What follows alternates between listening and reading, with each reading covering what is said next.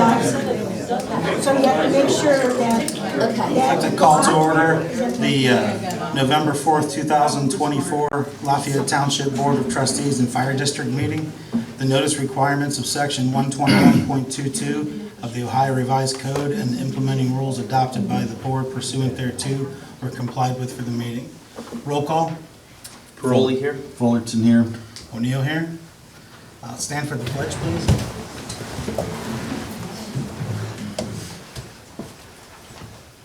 Pledge allegiance to the flag of the United States of America, and to the republic for which it stands, one nation, under God, indivisible, with liberty and justice for all.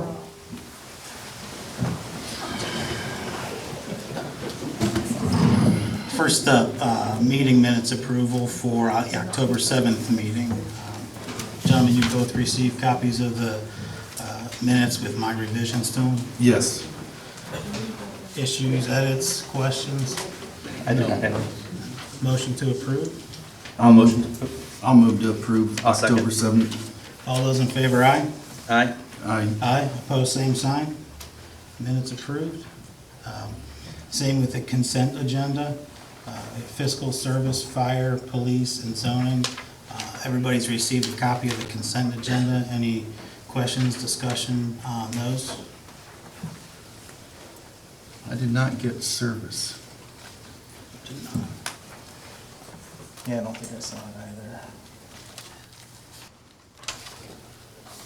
Ty, it's in the, Oh, you missed me? huh? You missed me? I need to do that.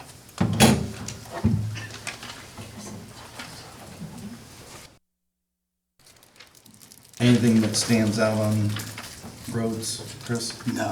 Okay. I'll get a copy. Town done then. Town hall is open now. Okay. Motion to approve the consent agenda. Move to approve. I'll second. All those in favor, aye? Aye. Aye. Opposed, same sign. Consent agenda is approved. Fiscal, Laura? Just one additional item. We received a rollback in the amount of $37,155.22. It's for the fire district, but it was received into the township's bank account. I would need a motion to accept that and then appropriate it to the fire district, please. I'll make a motion to approve the $37,155.22 from the township account to the fire district account. Second. All those in favor, aye? Aye. Aye. Opposed, same sign. Motion carries. Service. The only two things that Rick had on his report was that town hall is completed. Election day is going on tomorrow.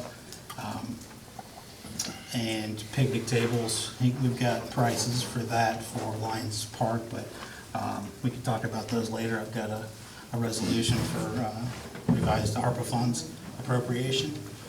But other than that, we did have to send truck 37 up to Valley Freightliner, I think it is, because he had a bunch of codes on it. It broke down, and the estimate is going to be $3,380.61 to repair it. So I would make a motion to approve $3,380.61 for truck number 37.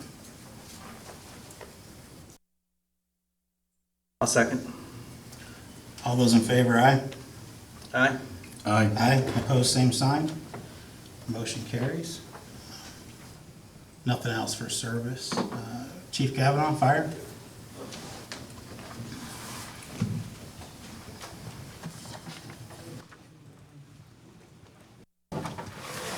Good evening. We had 64 calls for service in October. 32 were nighttime calls and 32 were daytime calls. 2 were in Chatham, 1 in Guilford Township, 48 in Lafayette Township, 8 in Chippewa Lake, 2 in Gloria Glens, and 2 in York Township. We had 72 were EMS calls, and our average turnout time is 2 minutes and 2 seconds. Year-to-date is 2 minutes and 3 seconds, and 5 minutes and 33 seconds to be on scene. So, we received mutual aid 5 times this month. We gave mutual aid to Chatham once, York Township once, and Seville 1 time. And some things we've been doing, on October 3rd, we taught CPR to Medina County Library employees. On October 5th, we participated in the Home Depot Safety Day and provided tours of our fire engine and discussed fire safety with residents. We conducted a station tour at a homeschool program, for a homeschool program on October 18th. We participated in Cloverleaf School's Touch a Truck on October 19th. We taught the Medina County Drug Task Force Tactical Emergency Casualty Care Training on October 24th.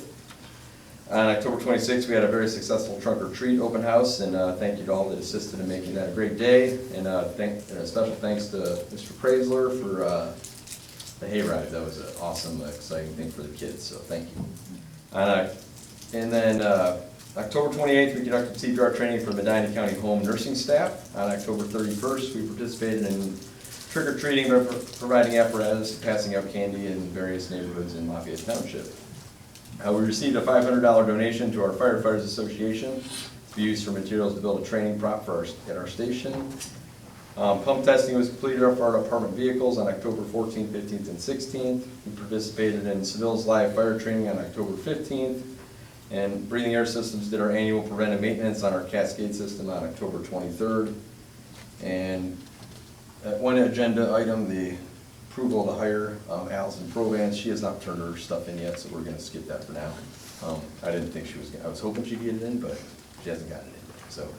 And then a request to accept the resignation of Luke Rodak. He was recently hired by Bedford Fire Department, full-time. He lives in Brunswick and he just doesn't have time to get down here to work in Lafayette, so. That's all I have. Thank you. I'll make the motion to approve Chief Kavanaugh and the board accepting Luke Rodak's resignation. I'll second. All those in favor, aye? Aye. Aye. Opposed, same sign. Resignation accepted. Thanks, Chief. Yep. Police. I'm not going to answer the report. Okay, thank you. Any questions? No.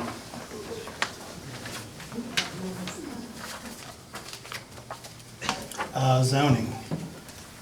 Sherry is not with us this evening, but year-to-date, $47,475.84 in zoning fees with an estimated value of $21,767,225.73.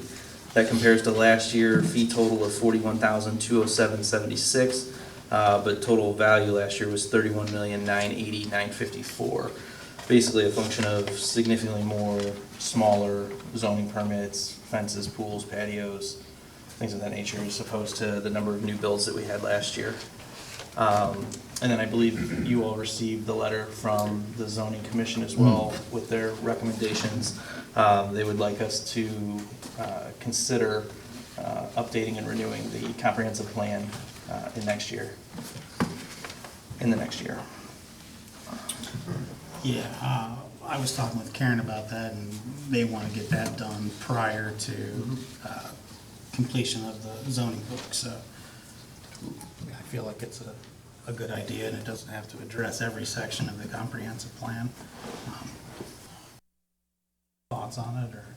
No, I think the biggest thing is we just need to start collecting some cost estimates on what that's going to run, what kind of scope we want to do, and potentially outreach to the community to get their input on. Karen, go ahead. Would you like to? Can I talk? Yeah, Yeah. absolutely. Just give me a minute to get up there.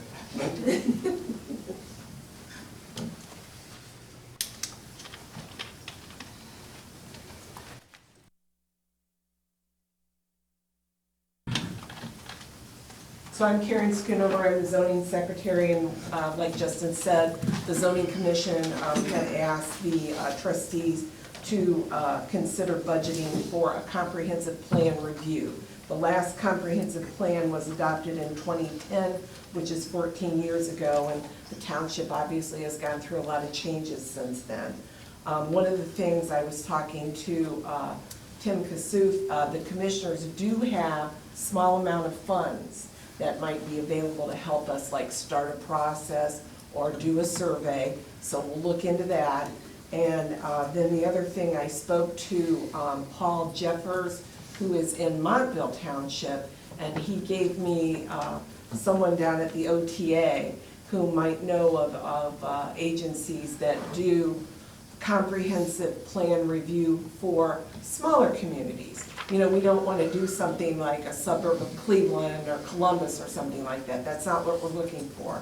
We're looking for something where we have a rural area with some, you know, housing like we have here. So that's what we're looking to do, is to just go ahead and reassess where we're at, make sure that the changes that the board has done heading in the right direction. Okay, so as soon as I get the names of the agencies and find out what Rich wants to do about the money at the commissioners, I'll let you guys know. Thank you. And then just to piggyback on that, if you want to go sit down, you can. Thanks, Karen. One of the other projects that Karen's been working diligently on for probably most of this year, Chris, you had mentioned the zoning book and the zoning commission working on revising that. But Karen's been working diligently to go and basically find out what our book currently is. So we have everything that's been recorded with the county recorder, and then she's been going through meeting minutes for both the zoning commission and the trustees dating back to 2012 in some cases. Yes. To find where changes have been made, approved, and gone through the process so that we can document that. In working with Bill Thorne on the zoning code, his recommendation was that once Karen finishes that project, hopefully by the end of the year, each of us will have a copy that we can then recognize as the standing book, so that we kind of end the confusion over what's been done. Because Karen will have the sourcing of all of where those changes were actually taken, instead of, you know, best guess Good. of what we're at, so. Then we can you get know. that on the website. Exactly, Available. exactly. Good. And then the zoning commission can finish their process of, you know, making any changes that need to be made to the book. Did you happen to talk to Bill about the comprehensive plan at all? I have not. I haven't either. Anything else on zoning? We have 2 variances for this month. Those notices should be going out this week, so other than that, that's where we're at. Public comment. Again, this time, last month, I had some rules submitted to the prosecutor's office. I thought it would be a little bit easier, quicker for them to review them, but they have not yet. So they haven't been able to comment on them yet, but I'd like to implement them kind of the same way we did last month. Be respectful, address the board, don't expect a Q&A on things, and keep it nice. Public comment. Anyone? Chase? Yeah, I'm Chase Burmeister, and I live at 6310 Lafayette Road. I just had a quick question about the crosswalk located on 162 down here. And I guess my question really is thoughts on that crosswalk, like on your guys' radar, obviously, potentially. And as a township, I understand it's a state route. How proactive can we be on the pedestrian side, right? So obviously we can do signage, more signage, whatever it takes. But when you drive by, I also noticed that my daughter, when she drives, she likes when she's on the highway and the lane is marked instead of the signs, right? She said that that's so much easier to see. And as I've driven by the last couple of weeks, I did notice that like even the bike crossing is almost completely worn off. So just as a resident with obviously the recent events, but it's been on my radar personally for longer, and it's been a weird spot for me, so I just was wondering as a township what we could do about it. So, yeah, that's it. I'd be happy to contact ODOT about it. Yeah, I think it's probably a good idea.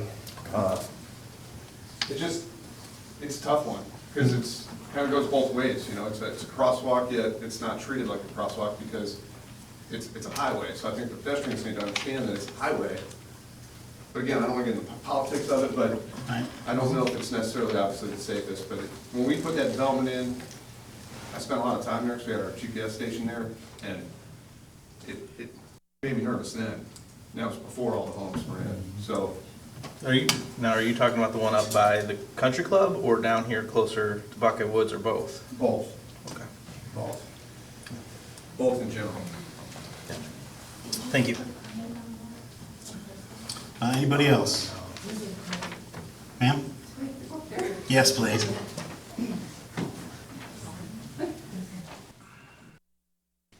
Linda Wolstein, 6919 Bolish Road. I'm glad you brought that up because I was coming home the other night and I have a dash cam, and the Sandridge semi-truck in front of me put on his brakes, and we were coming up to the first, coming from town, the first path that goes across, which is, I guess, the Chippewa Trail. And he put on his brakes, and thank God he did, because a bicycle guy came across right in front of him. And I have the pictures of it in the video. I mean, if he had not stopped, thank goodness he was paying attention, that guy would not be here either.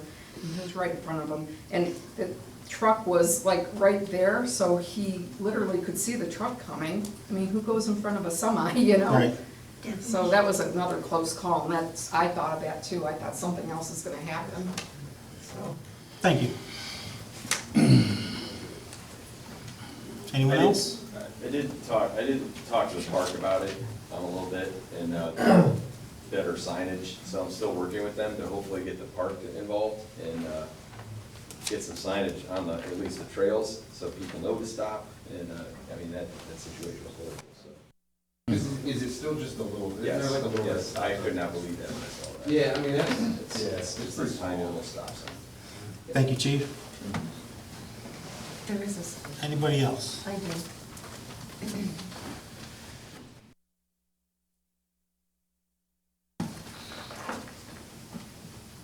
I'm Renee Drake, I live on Lake Road. There is a solution. My son is an avid cyclist. He has rode on that trail many, many, many times. He said, Mom, number one, it's the cyclist's responsibility. And I said, I understand that. And he said, I understand what happened. He also said there are two things that can be done. Number one, that stop sign for people, I'm telling you, is that big. Some of us old people have a hard time seeing things like that. He said, number one, put the bigger stop signs and get those flashing ones. That was the number one thing he said.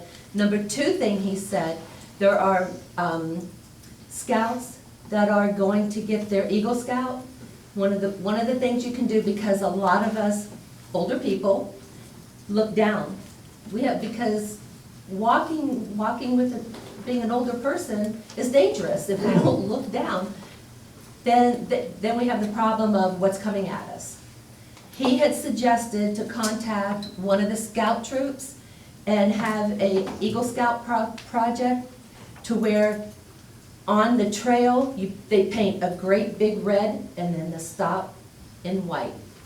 He said it may not save everybody, but if it saves one, it's worth it. So I just wanted to tell you what my son had said. Thank you.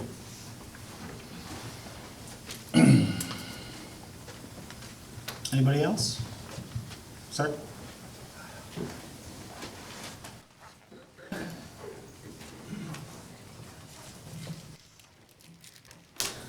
My name is Jeff Gage, I live on Columbia Road. Since she brought up the fact that, you know, if one little thing can save one person's life, why not try to make that change? I agree. 2 weeks ago, this is in regards to shooting in Lafayette Township. I'm all for if you want to practice shooting in your backyard, things like that, but I just wonder what can be put up, a sign or something, educating people or reminding them to have a better backstop. I had a bullet come through my house. 3 of them, one only almost took my wife out, one almost took me out, one almost went and took my son out who was in the house. Came through the house, shattered my carryout, and my son was 4 feet away from the carryout. I did file a police report, they came out, they found out who was doing it, The guy was supposedly shooting into the train tracks on Parker. I find that a little bit of BS right there, because he would have been on top of there for that bullet to come my way, 3 of them. So what I'm asking is, what can be done to put up signs or something to say, will your backstop protect your neighbors? Especially now like they're saying with the bicyclists going through, straight bullet and kill any of them people on them damn bikes. I was okay with people shooting. I've been here, 11 years? This was the first time that I got that close to 3 bullets hitting us. So I just kinda wondered. Ideas? It's difficult in that, again, we only have certain powers to police those Right. types of things. But to your point about education, we can definitely look at, how we can get more information out, whether it's through the newsletters that get sent on the website. I was speaking with Lieutenant Markham, who's our police liaison, about your incident as well. Okay. And we're working on trying to come up with some way to get better knowledge out. Because again, unfortunately, and not saying that it's even something that we would want to do, we don't have the authority to prohibit shooting on their property. And ultimately, it does fall on the homeowner or whoever's shooting. It's their responsibility to make sure they have an adequate backstop. Now, obviously, that only goes so far. If they don't, neighbors are the ones that are put in jeopardy. So we're working on trying to figure out how to best address that.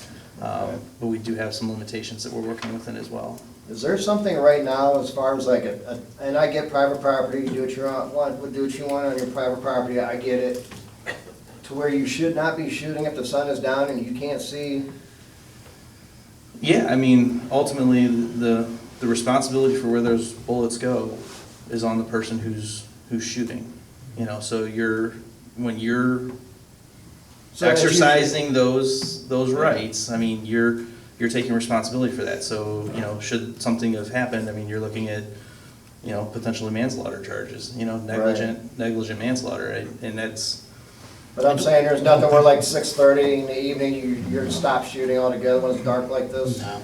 Okay, I mean, I get it, just, because it was going on from the same individual, I know where it was coming from, and it kind of just makes, you get a little bit of PTSD from that, I when it's understand. that close. So, I mean, whenever it happens, do you call the police? I would recommend if you have any concerns, call the police. yeah, and like I said, I called, made the report, they came out, did a fantastic job of finding out who it was exactly, addressed it, and, so. All right, thanks a lot. Thank you. Anybody else? Okay, correspondence. I've just got one. This came in, did I forward that to you guys? In Highway PA? No, I was looking for it. I apologize, I should have forwarded it to you. Mr. Stewart, you might find this interesting. It's a biosolids letter. It's something that's required from us. They're transferring one permit from Liverpool to the Lorraine Black River wastewater treatment plant, but they utilize the biosolids parcel down on Westfield Road. I'll let you guys take a look at it. Again, it doesn't require any action on our part or anything, just FYI. You do have this in electronic form? Yes. You can forward it? Yes. Okay, thank you. I'm gonna take a look. Unresolved business, policy changes, purchasing policy, credit card policy, paid time off. Yep.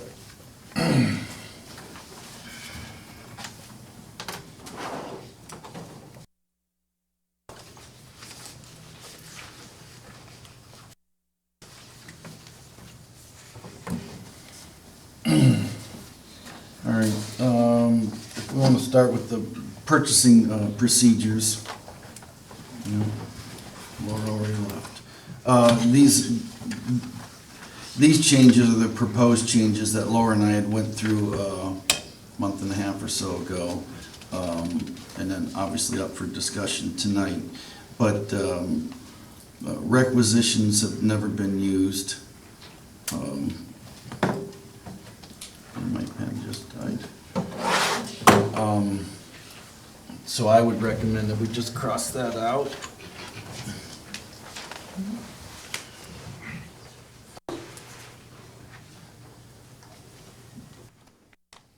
You want to discuss each section or just go over as a whole, or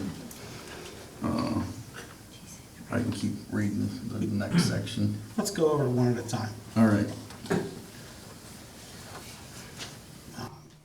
So you and Laura went through this part. Mhm. You come to the conclusion that this could all be stricken. I don't know, what's your take, Justin? I don't know how requisitions aren't applicable, like, you're saying that requisitions aren't needed at all for anything that we do, or they just don't need to be a part of this policy? They don't need to be a part of this policy. Okay, okay.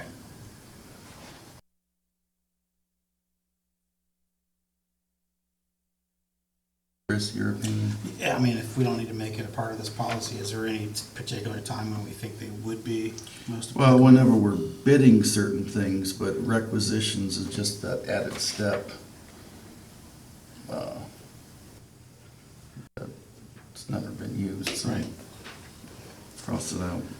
Would you think it would be advisable to put a dollar limit on it or something, or require one? Well, further in, we do have a dollar amount of 3,000, and then also, under the ORC competitive bidding, of course, that number had to change.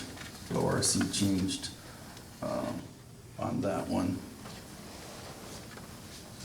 But our standard practice is, if you go to the next section, it might help out a little bit. Under services, the department is encouraged to utilize local vendors when the quality of services is at least equal or to other vendors. Quality of workmanship is to be monitored and used to evaluate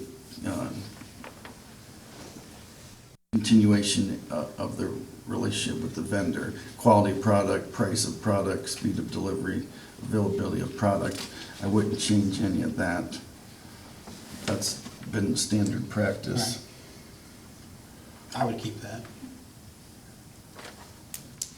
And then under competitive bidding, of course, this is obviously for major projects. ORC's changed it to 125,000. Well, if I'm not mistaken, that's the maximum you can set. Correct. So we're saying that we don't want to bid anything under the amount that, like, legally, we can't set the limit any higher than 125, so we feel that it's appropriate. Like, how many contracts do we do over 125? Like, Oh, well, I'm not talking about getting 3 bids and doing all of that. I'm just talking, we were just talking about eliminating the requisitions, but I'm just quoting from the ORC that it has changed. Right. That's how low it was back then. right, but we can set it lower, I guess. Oh, is what yeah, I'm saying. yeah, oh, So I absolutely. don't know why we would set our, like, are we planning on not getting competitive bids on Oh, projects no. that? Always, yep, yep, that's why we're discussing. Yeah,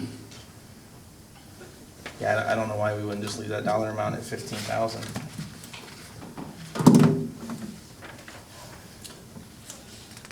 I suppose it, you know, 15,000 is not bad. Or at least, but 125 It's seems to be large, I agree. Oh, no, yeah, excessive. yeah.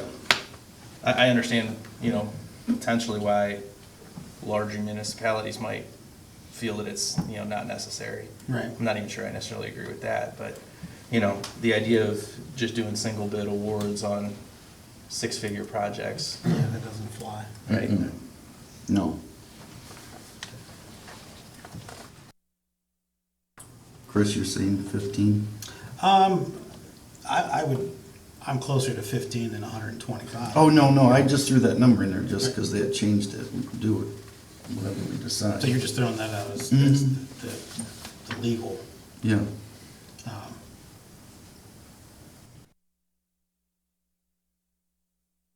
I'm okay with keeping it at 15, to be honest. Yeah, fine, yeah.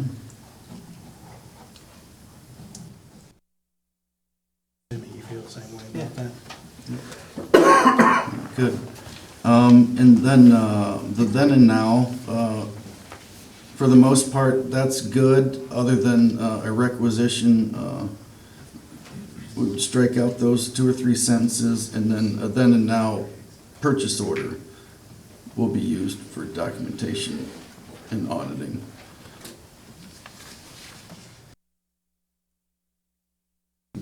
eliminating the requisition.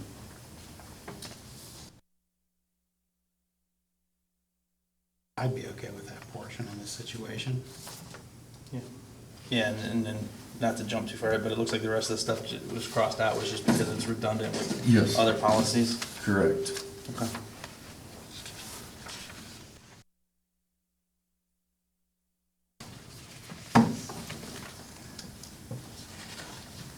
And we'll get to those other policies here in a minute.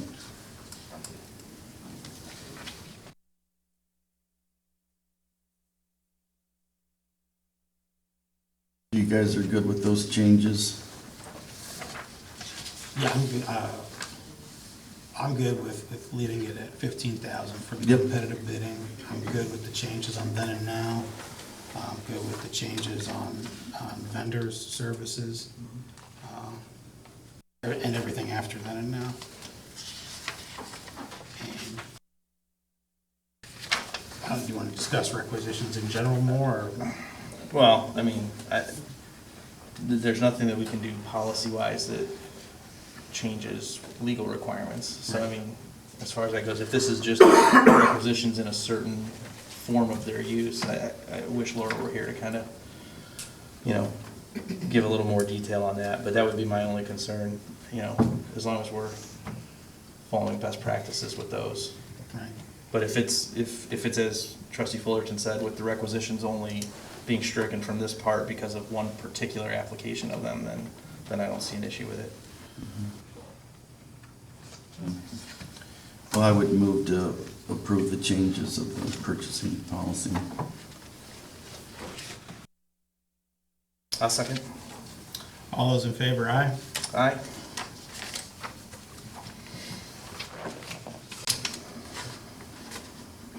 Todd? Aye, sorry. Aye, opposed, same sign? That was right. Motion carries. Okay. So that was, That was purchasing. Now, up to the credit cards.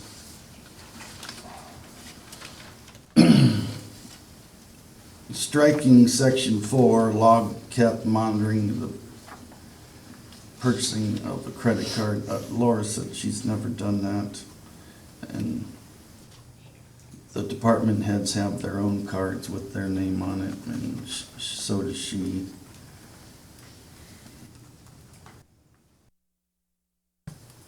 yeah, they're the only ones. Right.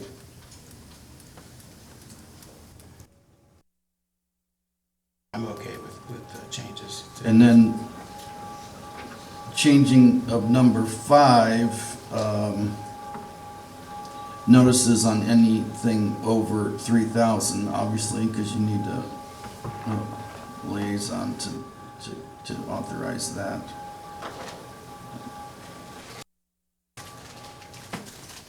Or the board to authorize more than that, so that's why we capped that there.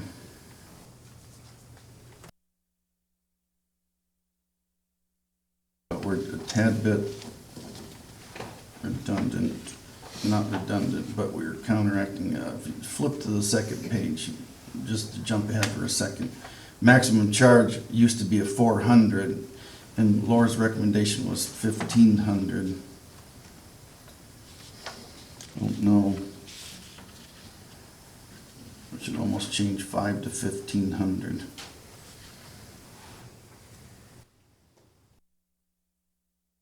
Yeah, I think so too, Well, I guess, if you want to be consistent. well, no, you definitely need to be consistent, but I guess my question is, so are we, since the department heads have their own cards, are we stating that they have authorization to spend up to $1,500 without clearing it through the trustee liaison for the department or the fiscal officer? Are we taking that kind of checkpoint out of the policy? Well, they're using their credit card because we don't have an account with them, But typically. But we would still approve the purchase prior to.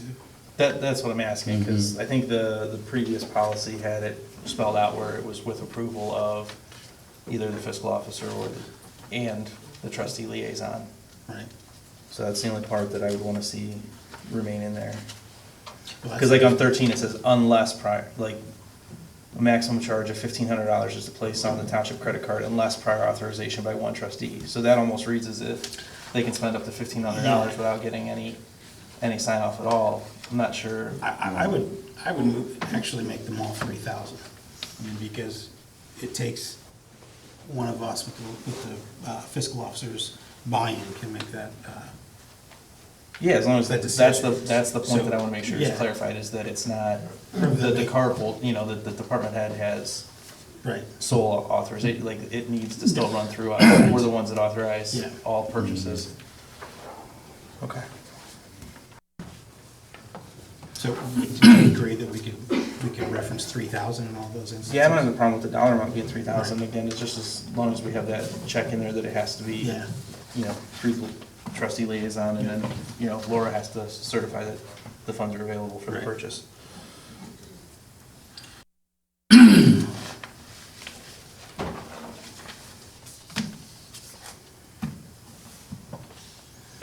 That's pretty much it for the credit card policy, correct? Yeah, there was a couple other changes, but you're looking at them. Yeah.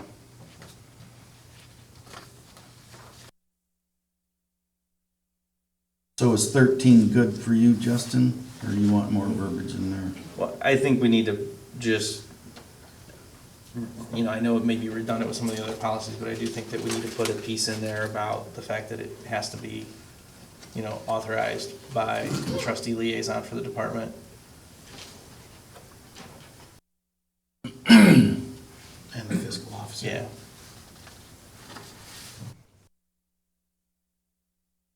Instead of unless prior authorization would be, and prior authorization, really is what we need to change that to.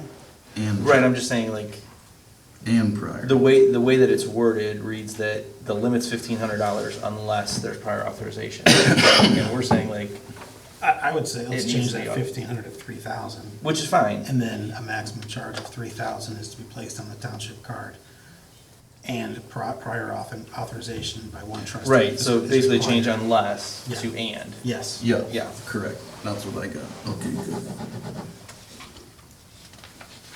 All right. I think the only other question that I had on it was, I don't know if we wanted to clarify what the process is for, because on section, or bullet point 1, it's the Board of Trustees may designate use of card by the fiscal officer, a department head or supervisor, or employee if so designated by the department head or supervisor. But we don't outline like what the process is for approving the cards. I know right now, service Rick has a card, fire chief has a card. Those are the only two, Right. correct? But what's the process for, it says we can authorize more, but we don't outline like what the process is. Like, do we just tell Laura, you know, do each of us individually have the authority to do it, or do we as a board have to decide to issue any cards beyond what we currently have? I'd recommend that the board do it. Yeah. Maybe just add that piece, you know, to number 1. Yep. Be good with it with those changes. Okay.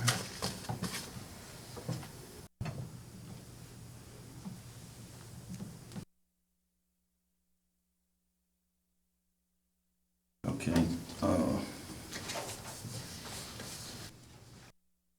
I'll make the motion to approve the changes for the credit card policy. I'll second. All those in favor, aye? Aye. Aye. Aye, opposed, same sign. Motion carries. Okay, so just 2 pages in the handbook. I know we still have to do a whole entire handbook, but 2 sections caught my attention here lately, and I'd like to bring it to the board's attention for discussion and possibly changing it. Sick leave, the way it's written now, which is a whole entire page, I would like to see sick leave earned at a half a day per month, and it just be put into a PTO bucket like the vacation bucket.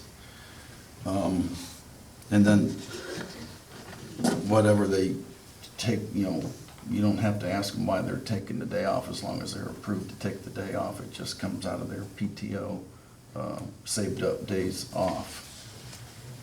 And then section 6.3, personally, I would just eliminate it.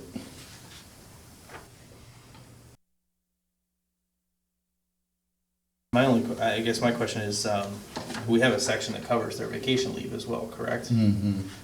If we're going to, like a PTO, strategy, which I agree with, don't we need to we pretty much need to modify all time off sections, because we're gonna treat everything as just PTO, whether it's vacation days, sick days, anything that we were doing. Well, that's all we have is vacation days and sick days.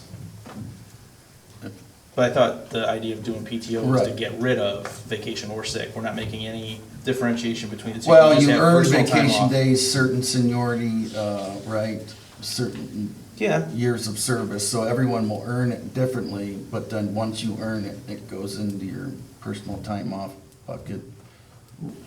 So so in effect, there won't be any sick time, so we can strike this whole section, is that what you're saying? You can earn you can earn sick leave by half a day per month. You can earn it, and then it gets put into that bucket. right, I think but I guess what I'm trying to get at is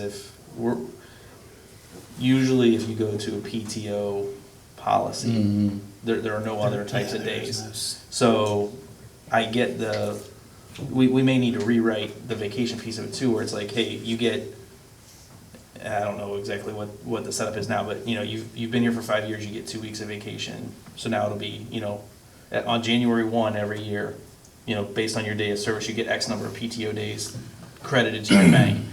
And then, again, with your sick leave, the way we treat it now is you get everybody gets a half a PTO day every month added to their bank. But I think we need to change all of the sections of the employee handbook that address time off to incorporate PTO, if that makes sense. No, That way, it does make sense, and I'm glad you brought up January 1 too, because Laura always goes by hire date, and it's a nightmare for her to keep track of that. yeah, I would think it would make way more sense I know there aren't hundreds of employees, but Right. to just be able to do it on January 1. But I think we need to look at the holiday, or the vacation policy, figure out what the seniority is that gets so many, and then just change it to say, instead of you get 2 weeks of vacation, you get 10 PTO days. Right. So I'd like to see those changes just to get rid of any type of paid time off other than PTO, But if we do that, then I'm fine with that, so. Yep, we'll put that one off to the side. Okay.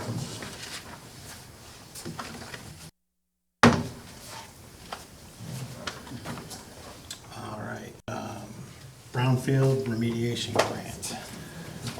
So unfortunately, we're still waiting on the prosecutor's office to come back with the resolution, so we may need to have a short, special meeting at some point in the next 30 days. But we are approved at the state level for 7300 Lafayette Road. There's a old farmhouse that needs asbestos remediation, and we can do it through the brownfield grants. We do need the board to basically deem it or agree that it is an abandoned property in need of remediation. Here are the photos. Sorry, I can't bring it up, but yeah, just there. That's the house. Not that one.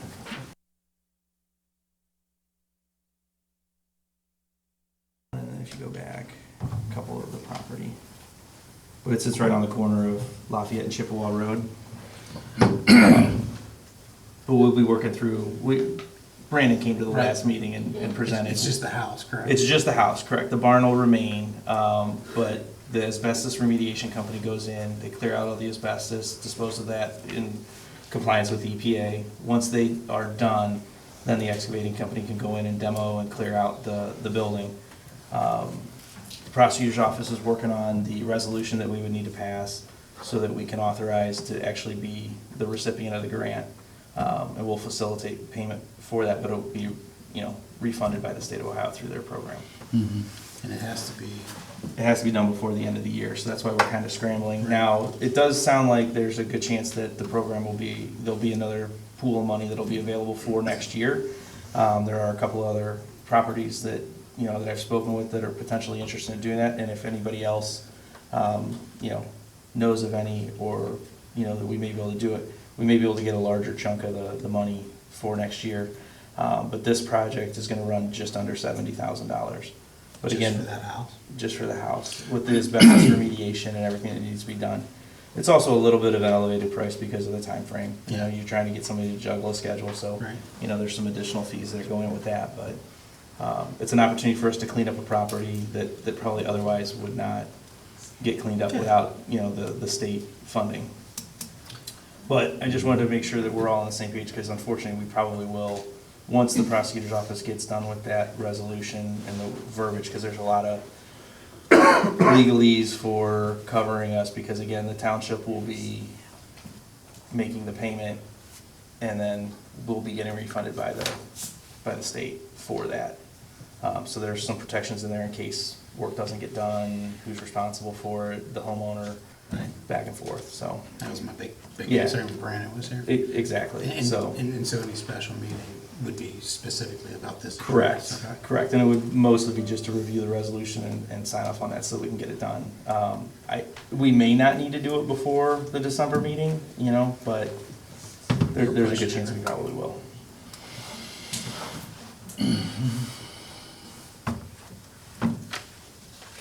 All right, unresolved business, continued.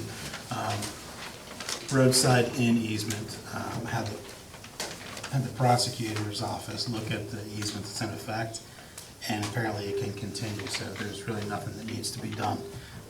The new owner has it, their attorney has sent it to the Ohio EPA, and I assume that will satisfy the requirements, so there's really just nothing else that needs to be done. Okay. So, one less thing to worry about there. Works for me. .gov migration. We had spoken about this for a while now, and actually made copies for you guys. Maybe .gov isn't the perfect, but in the process of moving the website over, on April 24th of this year, the DOJ published a final rule updating regulations under Title II of the ADA, the Americans with Disabilities Act. This update introduces specific requirements to ensure web content and mobile applications are accessible to people with disabilities. Our compliance date for our website to be ADA accessible is April 26th of 2027. So we obviously have plenty of time. But one of the things I've been working on with the .gov, I made copies for both of you guys. Civic Plus does a lot of stuff with web design development and web hosting for municipalities. I spent about an hour going through, what they could do for us. They would help migrate the .gov. They would host all of the website for us, and they have a lot of pre-built templates that are designed for public entities to be able to put meeting notices, meeting minutes, zoning code, a lot of the things that, and actually, here. I'm gonna give Kristen a copy because she's the one that actually does all the updating for us now on the website. One of the big things is, well, Kristen, how easy is it to update stuff and keep everything looking in line? I've been doing some stuff. I mean, I don't have control of the whole, I haven't been versed in everything, but the main stuff, like I can change, I can update the minutes, I can update the little blasts, that latest information. So I can, most stuff I can update on there. Okay. 'Cause go ahead, I'm sorry. What are you asking, what I need to update? Well, I guess what I'm saying is one of the big selling points and one of the nice features from what I've been able to see on here is if we were to transition to something along those lines, it's very drag and drop, very template oriented to be able to put your updates in there. The other big thing is with ADA compliance, we're gonna need to outsource the website or not have a website. And the reason I say that is because with ADA compliance on there, you have things of your color schemes, have to be able to be, meet certain requirements for people that have certain disabilities and impairments. You have to have ways for, blind and deaf people to be able to interact with your websites and your mobile stuff. It's gonna be a big deal, unfortunately, for small communities to be able to comply with some of these things. But it's also something that I think this solution helps because their templates are all already ADA compliant. They have all the back office support to be able to make sure that everything you're uploading and putting into your website meets those requirements, and they can edit that, Just, and obviously not looking for any type of decision or anything tonight, but those are the handouts, the presentation that they gave that outlines a lot of that. The other nice thing too is I know we've tried to implement the the mailing list. They have a lot of tools integrated into these websites that allow people to go in there and say, hey, I want an email every time a new calendar event is set on, or I want an SMS, a text message anytime, a new meeting is scheduled, or I only care about zoning, so when they put, when the BZA is gonna have a hearing, I want an email or a text. It's fairly robust, it's not cheap, we're talking probably anywhere from $3,000 to $5,000 a year for it, but it would pretty much replace everything that we need to do on the website side of things. So again, just wanted you guys to have it. So you're saying this would replace the helpful marketer? Correct. Okay. Is there anything that would require the .gov? No, we So could, this we could could be any keep, web address, correct, anything. correct. I just figure it's something to consider. We're already in the process of, switching. And I know we have the .com website taken care of, I think, for another year. Right. We've pushed that Yeah, out we till have another 2026. That's one thing I wanted to ask you guys about. Do you still want to try to retain the .com if we can, or are you? I mean, I know, I think people probably get used to should, at them. least for a period of time. Right. Ultimately, in the long run, I don't know. I mean, really depends on, the cost is nominal usually to just still own the domain and have it redirected to your .gov. We do have 2 grant applications in with the state of Ohio as well, their cybersecurity force. They offered a small grant of about $9,000 for a .gov migration. So I submitted that paperwork earlier. Just things that you don't necessarily think about when you switch from a .com to a .gov, new business cards, any literature that we have out there that's got the .com website on there. And then also if you want to do any type of PR marketing, if we wanted to mail a flyer, or a little, postcard, anything along those lines, you can use that grant money for. And then also they have a cybersecurity for enhancing and taking new protocols to protect your website.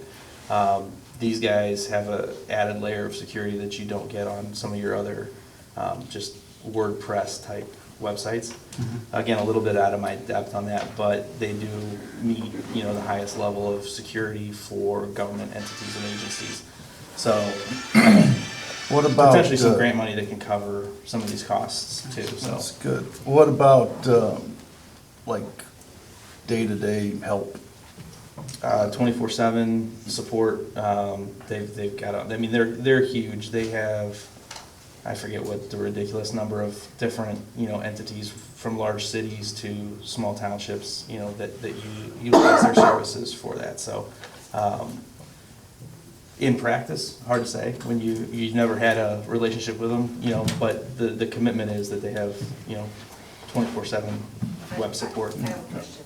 So, would I, for the easiness of uploading information, would I get some kind of training where I would still be able to have a username and be able to Yep. Cause I'm not a web Correct. designer, I know how to input the information so that it's on the web page, but building it, no. Just going through the demo with them, I felt comfortable that I could probably figure it out, so Okay. I think you'll be perfectly fine. Okay. But yeah, they have a lot of tutorials online. They also offer training Okay, so sessions I if would you still need be it. able, if you all were like, hey, we have a special meeting, can you get it on the website right now? I Yeah. could still go and do that. Oh, Like, absolutely. I wouldn't We- have to email them. and We say, actually, "Put it on no, our we website." actually would have the Okay. ability to set as many users as we want and Okay. allow certain, you can control who has access to do what within the website. So, I Okay. mean, it could be as simple, I mean, even,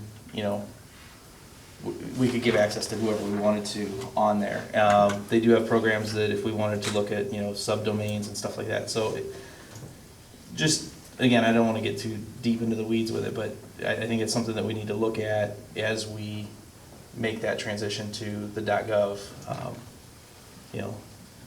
This will add a lot of functionality to the website, and everything's preset. You don't pick the color templates, you don't pick the designs, you don't have to, drag and figure out the spacing and everything. It does all of it, and then it automatically formats your website to be mobile friendly as well, so that things don't get lost, which can sometimes be a real pain in trying to figure, a lot of the basic web design tools. Did Sherry talk to you about the zoning service she was looking into? Is that something that maybe we could kill two birds with one stone using this?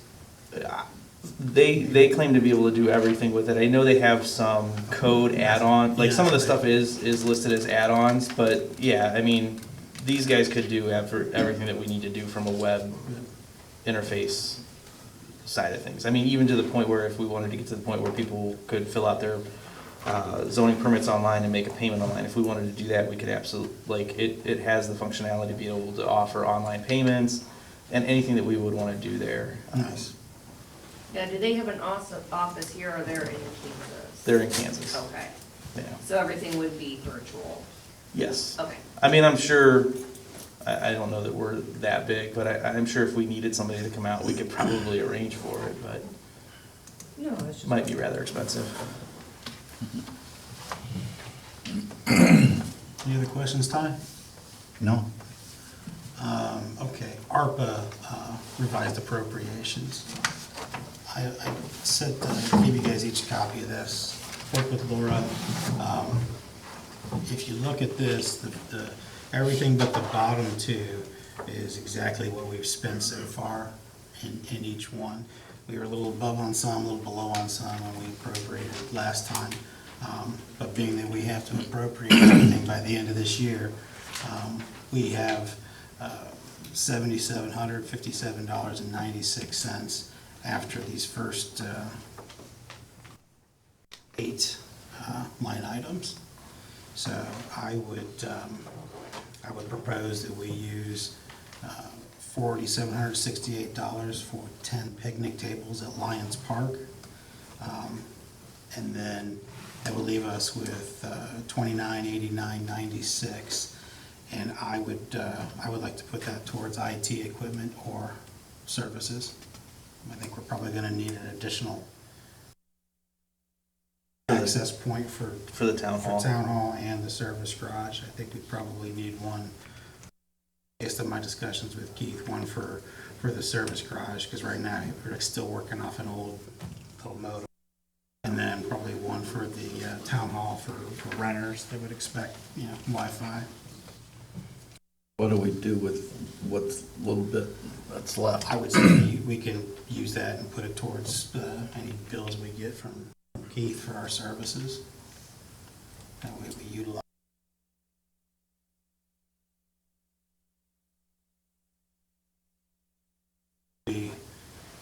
Probably 15 more or less, I'm thinking.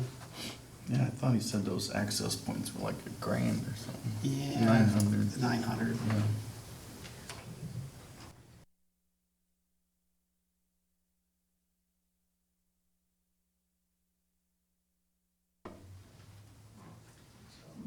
I typed this up as resolution 21, but we could still keep it 21. You have one coming up. Oh, that's fine. I didn't put anything on it. So I Okay. didn't know where we were number wise, so that's fine. Go ahead. But I would, I'll offer this resolution Anybody wants to second it? I'll second. Okay, roll call vote, Caroli, Aye. Fullerton, Aye. and O'Neill's aye.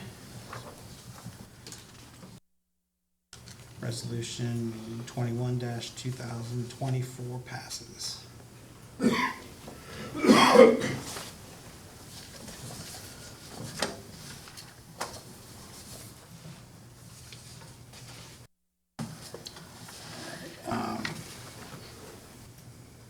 New business, any more unresolved business?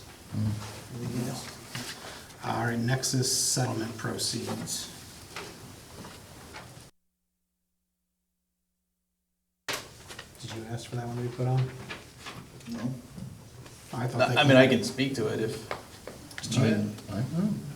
All right, well, either way, earlier this month, the Nexus settlement was finally approved. I spoke with Treasurer Burke. Initial excitement, the amount allocated for Lafayette Township Cloverleaf School District was just over $500,000. Not knowing that we're not, understanding that the treasurer, gets the big lump sum, and that the auditor's office then allocates it based on the other municipalities that get a piece of that pie, and, the school gets the lion's share of that. Our amount was significantly less, and then also gets allocated to the other funds. So we're getting a roughly $60,000 off of the settlement for 2019 and 2020. There is still a small amount that will potentially come through for those 2 tax years.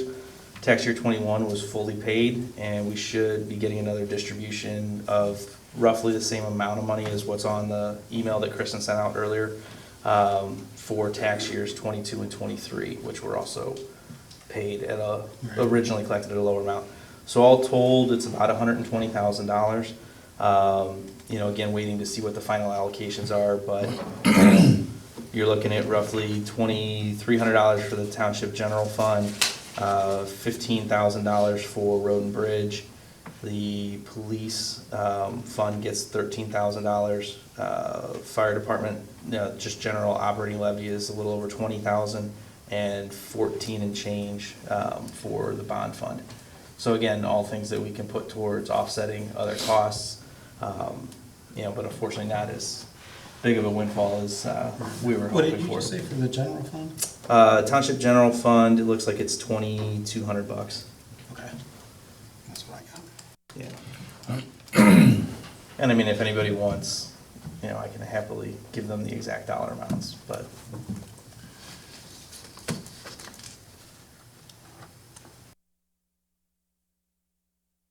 Okay, resolution to reallocate inside millage.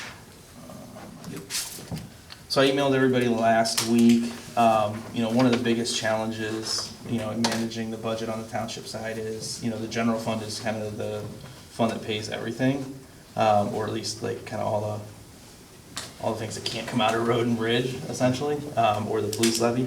As it stands right now, we allocate roughly, 2.6 of our 3 mills gets put to road and bridge. What I'd like to do is have all of our inside millage allocated to the general fund. And then at that point, as road and bridge needs money, we can transfer money from road and bridge, or from general fund to road and bridge. We can't do it from road and bridge to general. Previously, in the past, when money would accumulate in the road and bridge fund, we would be able to petition the Department of Taxation to move that fund as road and bridge had more funds than it needed. And we could put them into general fund and use them to pay, salaries, for zoning or, wherever we needed to allocate that money. I checked with Kristen at the auditor's office. This is the resolution that we would need to pass. Basically says, whereas the township currently allocates inside millage as follows: 0.40 inside general fund and 2.6 inside road and bridge. And whereas effective January 1st, 2025, the township desires to change the allocation of inside millage to 3.0 inside general fund and 0 inside road and bridge. Be it resolved that the Board of Trustees of Lafayette Township, Medina County, Ohio hereby authorizes the change of inside millage allocation to 3.0 inside general and 0 inside road and bridge effective January 1st, 2025. This doesn't change anything with our budget, like it just gives us more budgeting flexibility.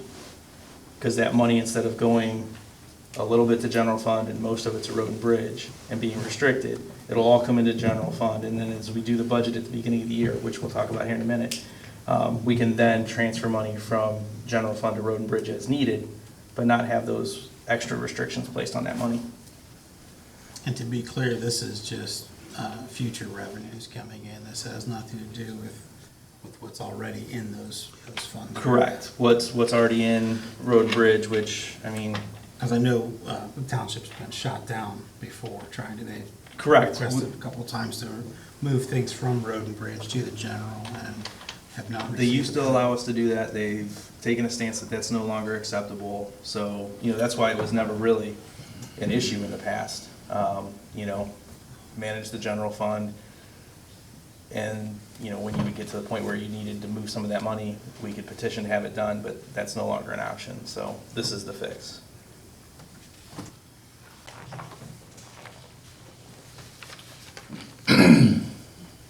And I guess this would be resolution 2024-22. I would just keep it at 20. At 20? Yeah. Okay. I figured Every 20? Oh, you were counting mine. I I got you. figured this one was going to be Perfect. before. Okay. But I would move to adopt. Do you have any? Well, I still want to discuss it. Okay. I guess a couple concerns. Road and bridge is our most expensive Yeah. doing. And, I get we can put it in general fund and pull it out, but, I don't know. It just kind of scares me because then it goes over there and then we're like, oh, we got this amount of money, we can do this or that. And then I know Rick's got some big projects coming up in the next couple of years. But that's why you making me a budget. tad bit nervous, for If- sure, for sure. I just, almost makes me feel like we're robbing Peter to pay Paul in some aspect, but maybe not that extreme, but, I understand that some of this is making sense.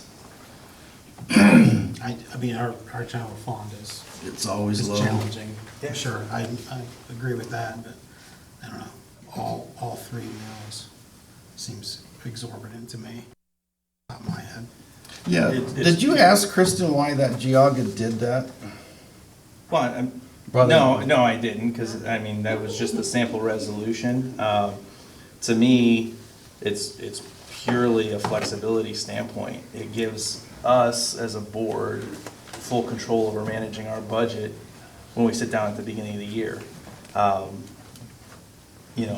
Right now, where's the certificate for this year? So the certificate for next year, just, kind of put it into perspective. The township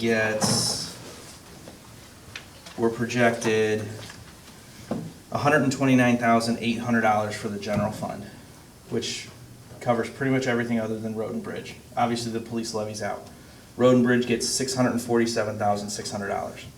So they're getting 80% of the money in road and bridge.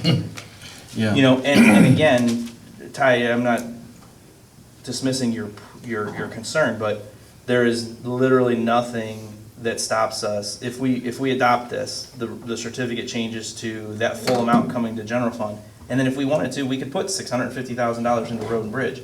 It just gives us that flexibility, so we're not constantly trying to figure out how to justify expenses coming out of road and bridge that maybe should or shouldn't, because we're trying to figure out how to manage the general fund and not Right. run out of money. When I was doing my homework over the weekend, and I'm like, okay, well, and I'm just talking out loud, or thinking out loud here, so, so I'm just thinking, all right, so if we take, the general fund is at 0.4, and we make it 1.0, that gives us, I'm just gonna guess and say about 256,000, and it lowers that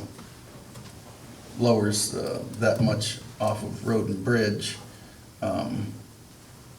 which would free us up the general fund, but I still think it still goes in budgeting. I just don't, I would hate to do the whole 3-0, I guess. Why? And I think road and bridge is our single biggest expense. And that costs single a biggest ton of money. Responsibility. I mean, we've got. But there's also other money that comes in to cover This- road and bridge. true. We get permissive motor vehicle tax, like all of those other funds, pretty much all of that money is restricted and being used for road and bridge. And additionally, nothing stops us from supplementing road and bridge's budget out of the general fund. What we're restricted to doing is supplementing the general fund out of road and bridge. Additionally, road and bridge has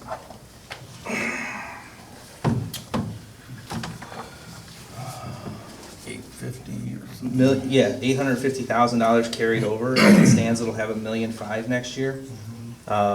You know, one of the things that I was gonna bring up later, if you guys looked at the revenue report that Laura put out, you know, our projected revenue for this year was $1.5 million for the township. We brought in 1.8. There's an extra $300,000 in the township revenue, but more of that money gets directed to road and bridge because of the way that inside millage is allocated.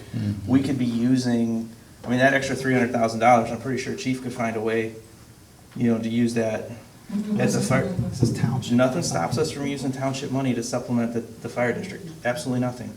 That's not what I've heard. how would you From who? use it, Justin? How would you use it?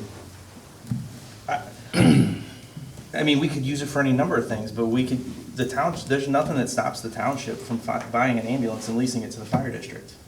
There's nothing that stops the township from hiring chief and paying chief salary out of the township to soften the budget at the fire district. There are things that you can do in that regard. Well, that's what I'm saying, there's plenty of things, this is all about creating flexibility and our ability to sit down at the beginning of the year and do a budget and say, we're not constrained by the fact that all this money is stuck in road and bridge that can't be used for anything but road and bridge. It doesn't stop us from using it for road and bridge if we need to, it just allows us to use it other places if we want to. But I would hate to get in a pinch where we start allocating it towards. Then that's, so you're worried about us doing Isn't bad that- budgeting. Isn't that sort of what you did? Wait a minute. Excuse me, excuse me. Isn't it sort of what you did on the fire district side? You wanted very restricted to levies because you didn't want the flexibility for us. So what's on the This is ballot in- now, well, the it does the biggest- same thing. It provides more flexibility for the trustees, right? But Well, when it was time. this is inside millage that I is, understand. that is not voted on. We're talking about two different, it's apples and oranges. Well, it's We flexible. aren't- You're talking we about the aren't- flexibility. You want the Yeah, flexibility. yeah, but I'm not, this is money that's coming anyway. This isn't me going to the voters and asking them to pay more money, but not telling them what we're gonna use it on. This is us being able to manage. And if you've got ideas about using this for the fire district. I'm just looking at, it makes absolutely no, it makes no sense that we have to constantly find ways to draw money out of road and bridge because we don't have enough in general fund. No, I get that. That's why my head over the weekend was like, well, we go 1.0, you know, give the general fund some relief. I mean, until waiting for this discussion. Well, obviously. I'll take whatever I can get as far as that flexibility, but to me, it doesn't make any sense not to take full advantage of that flexibility. Yeah, I would be willing to do part of it too, but not the whole thing. I mean, we've got to pay for a truck coming up here before the end of the year. Mhm. In the spring, we got to outfit that truck with, And all of those expenses can be paid from the general fund, correct? it could be, and we also got Coon Cup coming up on the, in the near future. Which, And again, Lance could also be Road. paid out of the general fund. Could, but then, you know, if you start allocating it towards other things as well, if you start talking about hiring the chief and doing other things, I think it's. But that's the best- budget process, again, that we will talk about here in a minute, but if you do a budget and you spell those things out, then you don't run into that risk. I mean, I don't wanna keep belaboring the point, but to me, it makes absolutely no sense to not do to put the full inside millage into the general fund. I mean, again, majority of places do that, you know. Why historically have we had this road and bridge fund and that it's been so high now? Why is it? this rate so far. You'd have to ask, you'd have to ask previous I'm not boards why they 100% said it that sure way. either, But it is what it is. I mean, there's probably some reason for it. We have, I would be willing to, Ty said, increasing it to 1%. I would, or I'm sorry, 1 mil. I would do that. You wouldn't go higher? I mean, Justin's at 3, I mean, I get that.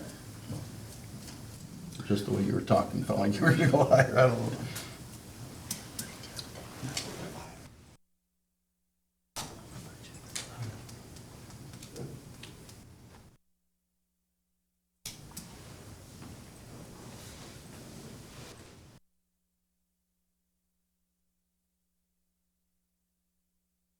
And if we doubled it to say 0.8, I think that would bring in like an extra, what, 90, yeah, an extra 90. 99,000 or 90,900? 99. So, you got thoughts? I'm still stuck on 1, but I mean, I could hedge up higher if I had to meet in the middle. I would go with 1. I'm not really comfortable going any higher. I don't either. I think Road and Bridge has to stick to their own, and, I mean, they got big ticket items. I just hate to allocate money that, There's no reason why this can't be revisited. no, next year. absolutely not. Oh, my God, no.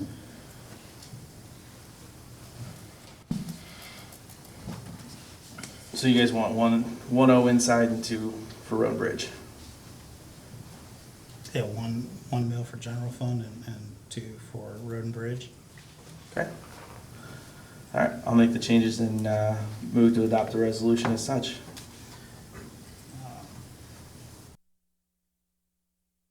I will second. Roll call vote. Fullerton, Aye. Brawley, Aye. O'Neill, aye. Resolution will be 1 mil to general fund and 2 to road and bridge. I'll get it retyped You into said that Laura was so she 20? can get it submitted. Yeah, it'll be resolution 2024-20.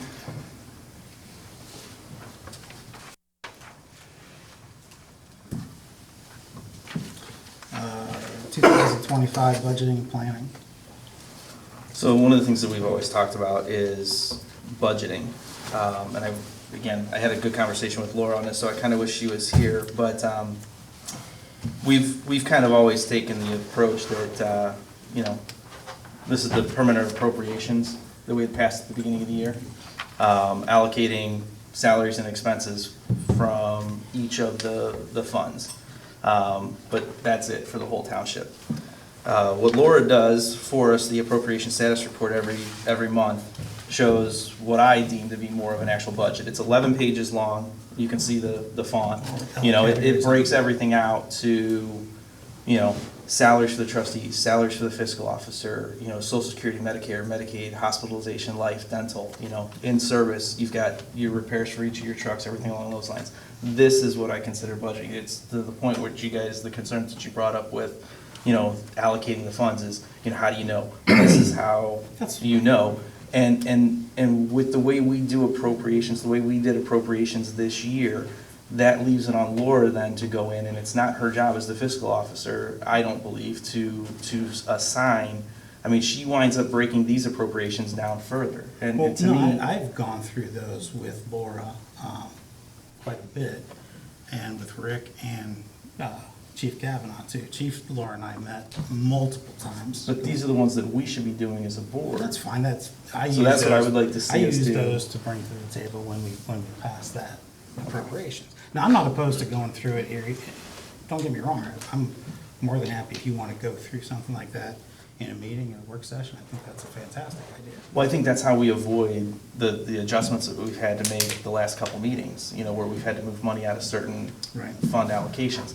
It kind of goes back to, and again, I know we already made the decision on here, but this should have probably brought this up while we were discussing the last, but right now, for the year, Right in here, road and bridge.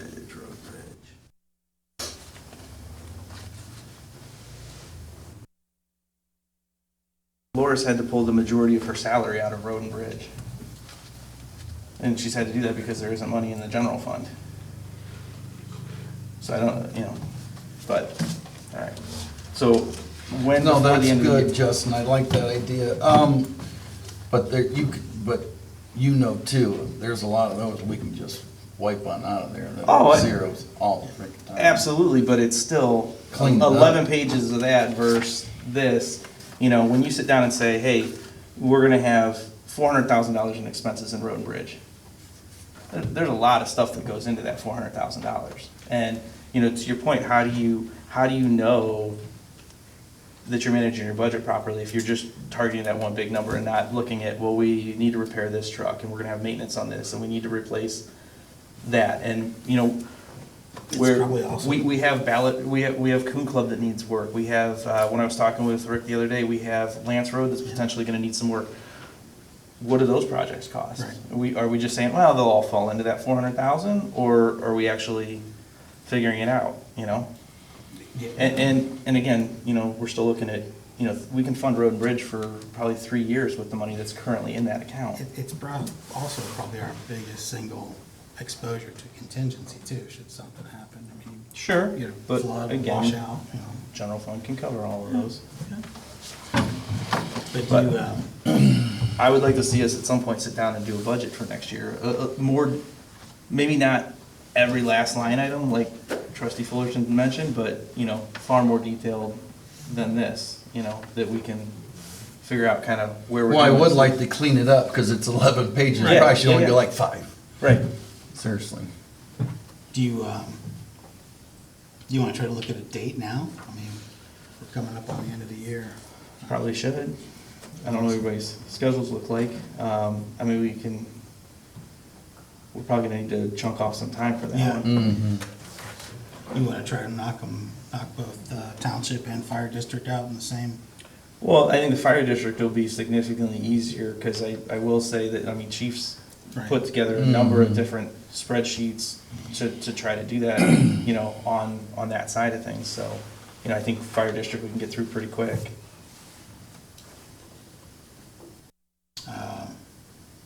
Guys look in November before the next meeting, December between? It depends on what your guys' schedules are. I don't know, or do you have any travel for work coming up that you're gonna be out of town for?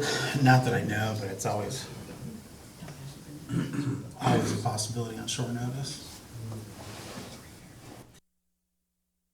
I don't know that we have to hit it before the next meeting, but I would definitely like to have a nice, long meeting before the end of the year. Right. Oh, we can throw some dates around through Yeah. an email. Yeah. We'll have to. Probably easier waste than our trying to next figure it time. out right now. Yeah. Okay, and here's another example. Those appropriations right there, at least on the fire district side. We've got, you guys have all seen the insurance renewal. Yep. If you look at the fire district general fund, we didn't really account for this in there. And we may have had enough at the one point. I remember when we were doing those, we trimmed it down, and we've since had to come back and reappropriate more, it's available, but we're now gonna have to appropriate some funds for the Otarma costs, so.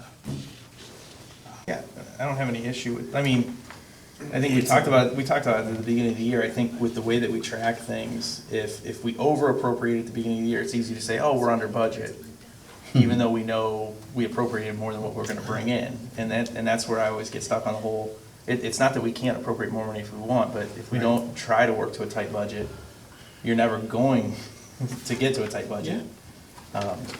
You gotta hide money from yourself sometimes. Mhm. But what do you need on that? We need to appropriate. I would motion to appropriate $32,440.24 from the unappropriated funds to the fire district. I don't have that, do you have that fund number in front of me? Fire district.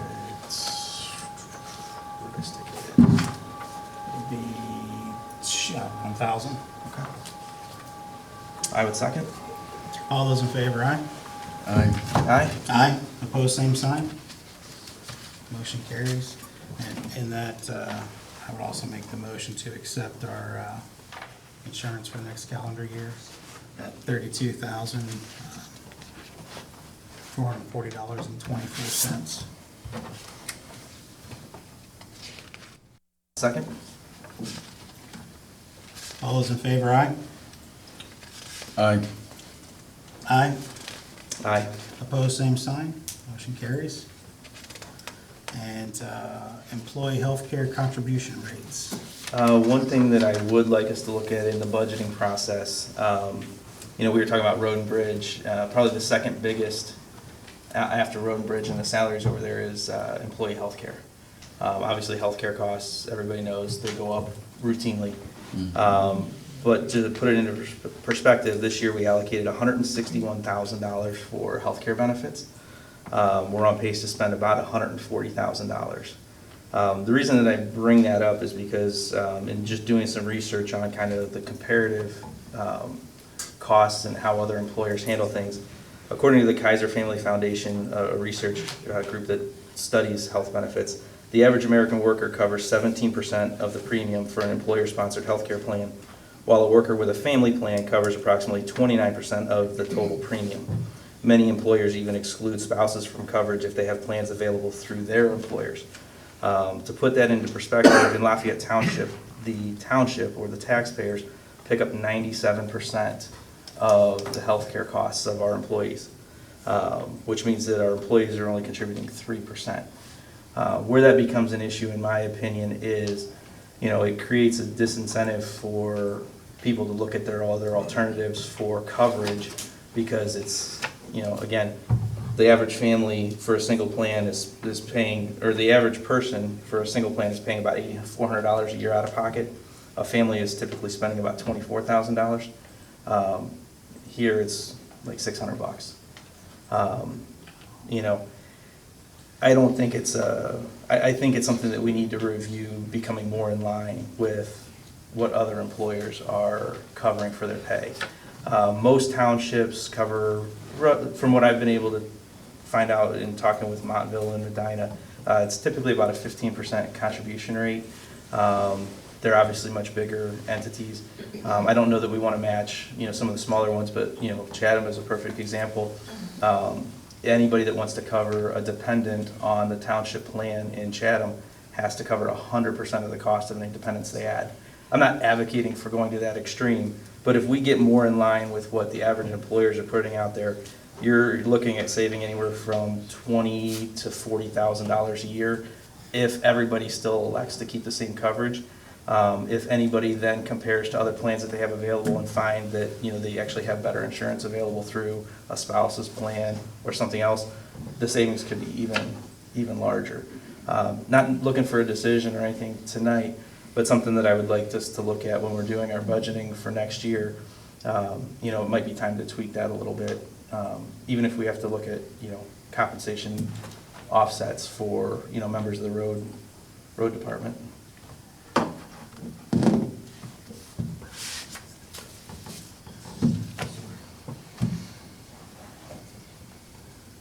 Anything else other than that? Ty, you have anything else? No, it's all good. I will, no, you don't need an executive No. session for anything, Ty? Okay. I'll make the motion to pay the warrants of the township and adjourn. I will second. All those in favor, aye? Aye. Aye. Aye. Opposed, same sign. Meeting adjourned. It is 7:58.